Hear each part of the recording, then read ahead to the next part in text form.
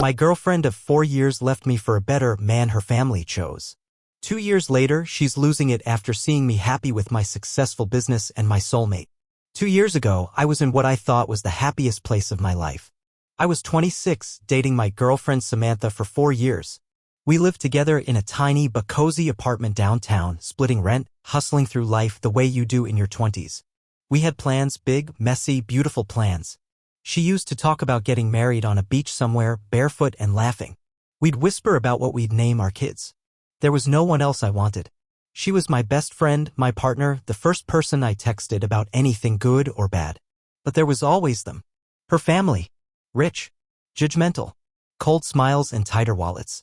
Her dad made millions flipping properties. Her mom was one of those Botoxed wine moms who spent afternoons gossiping about losers their daughters dated. They never liked me. I wasn't from their world. My parents are working class, dad's an electrician, mom's a nurse. We didn't spend weekends yachting or summers in Europe. My biggest flex at 24 was managing to pay my student loans and still have enough left for Taco Bell date nights. At first, Samantha shrugged them off. She said they were snobs. That she loved me. Not my bank account. But little things started to creep in. Like when she'd say, maybe you should think about going back to school after a dinner where her dad spent an hour talking about MBAs. Or it wouldn't hurt to dress a little nicer when you meet them after her mom gave my thrift store jacket a once-over like it was something she'd scrape off her shoe. I swallowed it all because I loved her. Because I believed love was supposed to mean fighting through shit together. Maybe I should have seen the signs earlier. Maybe I should have realized when Samantha started spending more time catching up with old family friends, people who conveniently happened to be richer, more polished, more appropriate. Maybe I should have paid attention when she started mentioning a guy named Ethan. God, I hate that name now. Ethan was her parents' dream. Ivy League. Started his own tech company. Drove a Tesla before it was cool. He was a family friend, someone Samantha had grown up knowing but never dated, at least that's what she told me. When I asked why he was suddenly popping up in every story, every event she went to, she waved me off. Don't be insecure, babe. Ethan's like a brother to me. Yeah, a brother who apparently wanted to his sister. The more I worked overtime trying to save for our future, the more she drifted. There were more excuses, late nights, work events, parties I wouldn't really fit in at. I tried to trust her. I told myself I was being paranoid. Meanwhile, her family kept inviting Ethan to everything, kept talking about how wonderful he was, how nice it must be for Samantha to reconnect with someone who really understood her background. I didn't realize it back then, but they were setting the stage. Grooming her to leave me without ever having to feel like the bad guy. One night, after another family function I wasn't invited to, Samantha came home strangely quiet. She sat on the couch, wringing her hands like she was holding a bomb about to go off. Then she dropped it. I think we want different things. I love you, but I need to think about my future. My parents think Ethan would be a better match. They're not wrong. She said that. Straight to my face. It felt like someone had ripped my chest open and left it bleeding on the living room floor. For years, tossed aside like I was an old sweatshirt that didn't match her new wardrobe. She didn't even cry. She acted like it was a business transaction. Like she was upgrading. I didn't beg. I didn't fight. Maybe I should have, maybe that would have made me feel better. Instead, I just sat there as she packed a few bags and walked out of our apartment and out of my life. Gone. Just like that. The first few days after Samantha left were a blur. I don't even remember what I did. I think I just walked around the apartment like a ghost, touching the things she left behind. A sweater draped over a chair. Her half-used shampoo in the bathroom. Her damn coffee mug that said, "But first, coffee," like some sick joke. No texts. No calls. She didn't even check if I was okay. For years together, and she cut me off like a surgeon amputating a gangrenous limb. I only found out the real reason she dumped me when one of her old college friends, someone who actually liked me, reached out. She sent me screenshots. Photos of Samantha and Ethan arm in arm at some bougie family charity gala. The one she said was too boring for me to attend. Comments under the pics saying things like, "Finally, a power couple," and "You two are perfect together." Samantha smiling in a way I hadn't seen in months. Grinning ear to ear like she'd just won the goddamn lottery. Turns out, her family hadn't just suggested Ethan as a better match.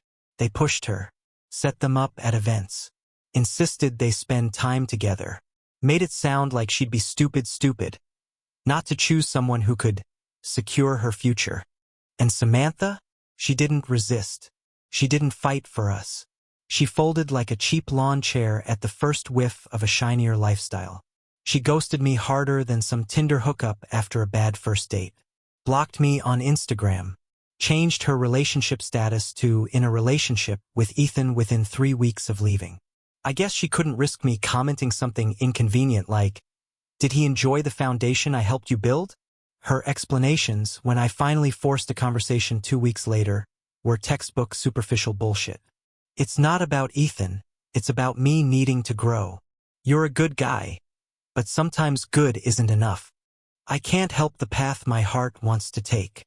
I asked her if she ever really loved me, and she hesitated. That silence said more than any cruel words ever could. After that night, I stopped asking questions I didn't want the answers to. But the real gut punch? About a month after the breakup, Samantha's mom had the audacity to call me. Yep, her mom said she hoped there were no hard feelings. That maybe someday I'd understand this was for the best. That Samantha needed someone who could support her properly, and that someone of my background would never have been able to provide the life she deserved. Her exact words. I hung up without saying anything. Then I punched a hole straight through the wall next to my bed. I was humiliated. I felt worthless. I kept thinking if I had just made more money, if I'd just been better, if I'd been enough. I almost started believing their narrative, that love wasn't real, that money was the only thing that mattered. The worst part was how empty everything felt. The apartment looked the same, but it wasn't home anymore. I couldn't even sleep on our bed for a while. I started crashing on the couch like a squatter in my own life. Friends tried to help. They dragged me out to bars, set me up on half-assed dates with girls I couldn't even pretend to be interested in. My parents told me the usual stuff. You'll find someone better. It's their loss. Focus on yourself. Easy for them to say. They weren't the ones discarded like last season's wardrobe. Samantha and Ethan? They became the local golden couple, posting cringy influencer-style photos on their vacations, tagging each other in #blessed captions, living out the life Samantha apparently always wanted, polished, pretty, expensive. Meanwhile, I sank deeper into a hole I didn't think I'd climb out of. There were nights I sat in the shower until the water ran cold, because it was the only place no one could hear me falling apart. There were mornings I couldn't even recognize the face staring back at me in the mirror. Gaunt, hollow-eyed, exhausted. I thought about texting her, about asking her if she missed me, about begging for scraps. But something deep inside, some stubborn shred of pride, stopped me. I realized if she could replace me so easily, she was never really mine to begin with. And that's when something cracked open inside me. Not anger, not revenge. Resolve. If they thought I wasn't good enough, I was going to prove to myself that they were dead wrong. Not for Samantha. Not for her goddamn family. For me. I wasn't going to let my story end as the guy who got left behind. I was going to rebuild, stronger, sharper, and without any of them in my life. The first 6 months after Samantha left were hell, not gonna lie. There's this thing nobody tells you about heartbreak. It's not just sadness. It's humiliation, confusion, self-hate, loneliness so thick you feel like you're suffocating under it. I barely got out of bed some days. I half-assed my job at the tech startup where I worked customer support. My boss noticed. I almost got fired. I didn't care. I wasn't living, I was just existing. But somewhere in the wreckage, something stubborn in me refused to die. Maybe it was anger. Maybe it was pride. Maybe it was the tiny whisper of a future me screaming from some distant place. Get up. You don't belong on this floor. One night, after way too many beers, I grabbed a cheap notebook from the kitchen drawer and started writing everything I ever wanted. No limits. No, be realistic. Just raw, ridiculous dreams. Start my own business. Travel without worrying about money. Find someone who didn't give a damn what my paycheck said. Be proud of myself. At first, it was just a drunk fantasy. But the next morning, hungover, head pounding, I looked at that messy list and something clicked. Maybe for the first time in my life, I wasn't living for someone else's approval. Not Samantha's. Not her parents'. Not anyone's. I decided right then, I was going to build something. Something mine. I poured every ounce of energy into it. Worked my ass off at my day job while spending nights and weekends researching small business ideas. I was broke, bruised, and running on fumes, but for the first time in months, I felt alive. About 8 months after the breakup, I started a small e-commerce business out of my apartment, selling custom tech accessories. Nothing fancy. Just stuff I could design and source cheap. At first, it was laughable. I made like $200 my first month. But month by month, it grew. I learned everything: marketing, branding, customer service, manufacturing. Every penny I made, I reinvested. I lived like a monk, no vacations, no new clothes, nothing but grinding. A year in, I was making more from my side hustle than my full-time job. At 18 months, I quit the 9-to-5 and went full-time. At 20 months, I signed a lease for a tiny office space, just a dingy room with peeling paint, but it felt like a damn castle. At 22 months, I cracked 6 figures. I wish I could tell you that success filled the hole Samantha left. It didn't. Money doesn't heal betrayal. But what it did do was rebuild me. I wasn't that broken kid anymore, begging someone to see my worth. I knew my worth now, and no one could take that from me again. And somewhere along the way, when I wasn't even looking, love found me again. It was the dumbest, simplest thing. I was at this crappy local coffee shop arguing with the barista about my messed up order when I heard someone laughing behind me. I turned around and there she was, grinning like I was the funniest thing she'd seen all day. Her name was Lily. We got to talking. And it was easy. Stupid easy. None of the tension, the pressure, the feeling like I had to be more to earn a seat at the table. She didn't care about my car, or my bank account, or what brand of shoes I wore. She cared about what I thought about life. What made me laugh. What I dreamed about at 2 a.m. when no one was watching. Our first date was sitting on the hood of my car eating Taco Bell at midnight under the stars. She said it was the best date she'd ever had. I almost cried right there with a Crunchwrap in my hand. Lily believed in me when I was still building, still doubting. She didn't flinch when I told her about the ugly parts, the failure, the hurt, the anger. She told me, you weren't too small. You were just standing in the wrong house. God, I loved her for that. By the time our 1-year anniversary rolled around, we'd built a life that wasn't perfect but was ours, messy, real, joyful. Meanwhile, Samantha and Ethan faded into the background like a bad sitcom getting canceled. I didn't check their socials anymore.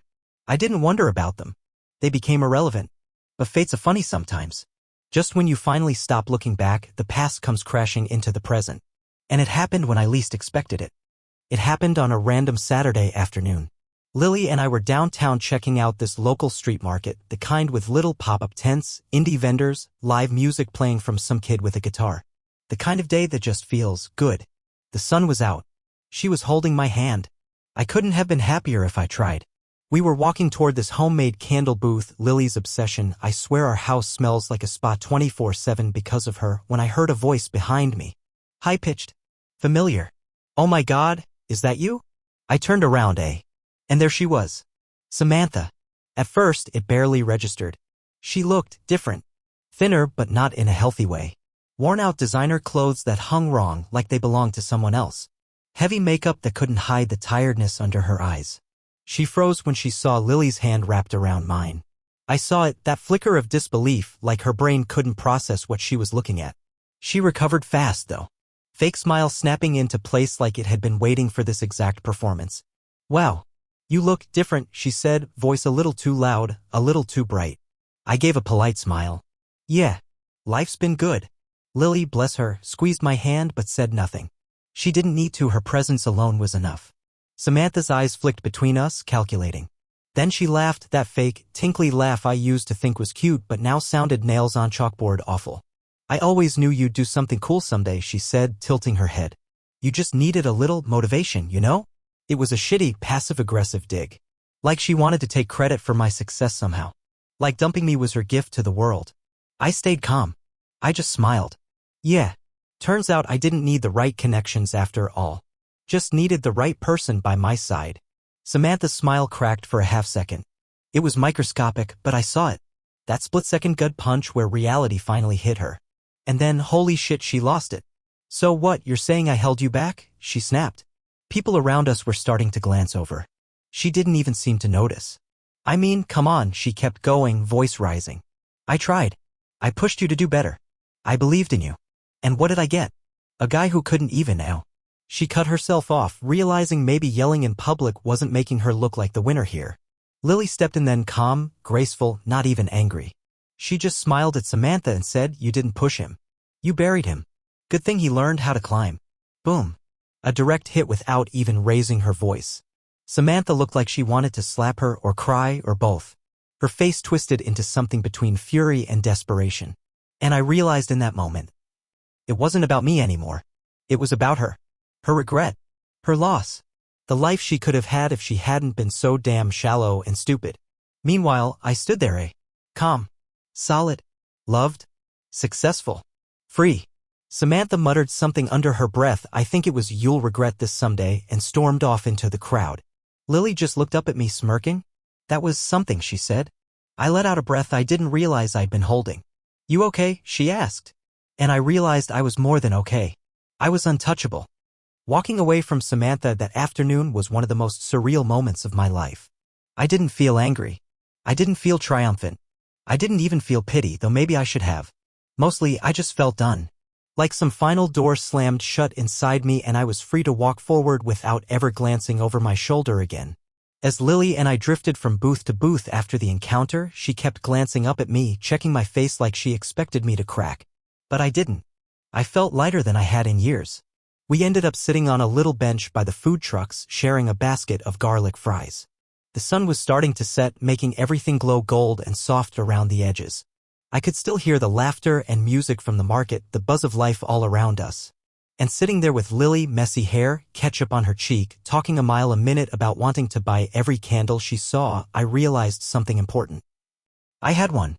Not because I was richer now. Not because Samantha had cracked in public and shown her bitterness. Not because I'd leveled up in some game of petty revenge. But because I had peace. The kind of peace you can't fake. The kind you can't buy, no matter how many Teslas you drive or how many beach vacations you post about on Instagram. The kind of peace that comes from knowing you stayed true to yourself when the world tried to tear you down. After everything Samantha and her family had said, after all the ways they made me feel like I wasn't enough, here I was. Loved for who I was. Building something real with someone who saw me, not what I could do for her. Waking up every morning without that hollow pit of inadequacy gnawing at my gut. I thought back to that night 2 years ago, sitting on the cold, empty couch after Samantha packed her things. The way I blamed myself. The way I replayed every conversation, every kiss, every fight, wondering where I went wrong. And now? I couldn't even muster the energy to care what went wrong. Because clearly it hadn't been me. It had been her. Her greed. Her fear. Her shallow version of success. She chose the better man her family picked out for her, and now, 2 years later, she was stuck in a life that looked great on paper but clearly hollowed her out from the inside. Meanwhile, I had everything she thought I couldn't give her, not just success, but love, fulfillment, real joy. And none of it came from chasing money or status. It came from rebuilding myself when she thought I was rubble. Samantha's meltdown that afternoon wasn't about me being happy, it was about her realizing, too late, what she lost. And the truth? It wasn't me she missed. It was what I represented. Uncomplicated love. Loyalty. A partner who actually cared about her, not just her image. But you can't throw that kind of thing away and expect it to be waiting for you when your gilded fantasy collapses. You can't break something that pure and expect it not to bleed out. As the streetlights flickered on and Lily leaned her head against my shoulder, I thought about all the nights I spent hating Samantha. Wishing she'd hurt as badly as I did. Fantasizing about running into her one day when I was successful and she was miserable. And now that it had happened, I didn't feel any satisfaction. Just a quiet kind of sorrow for the boy I used to be, the boy who thought he had to beg for love. And an even deeper gratitude for the man I'd become, the man who knew better now.